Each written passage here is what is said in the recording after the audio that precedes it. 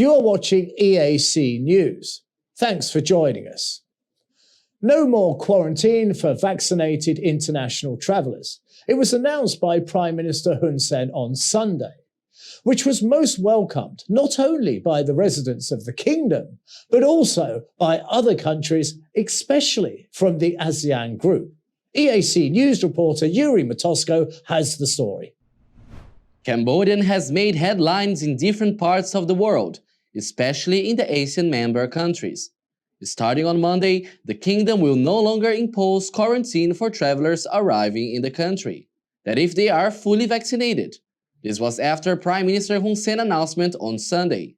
As long as their rapid test shows negative, they can go ahead to their final destination.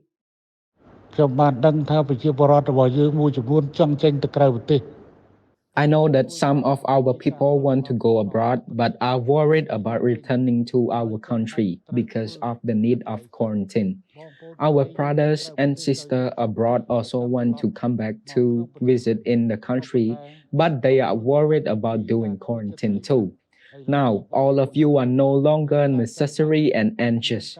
Before leaving the country, you should have a COVID-19 test certificate within 72 hours before arriving in the Kingdom of Cambodia.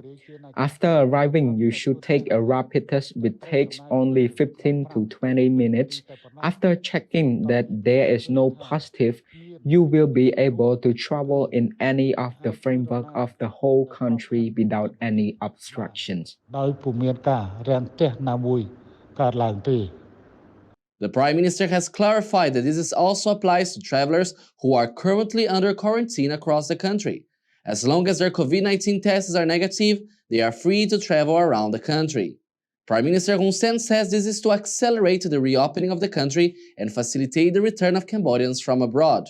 The PM did specify that a COVID test certificate within 72 hours before arriving in the kingdom is needed.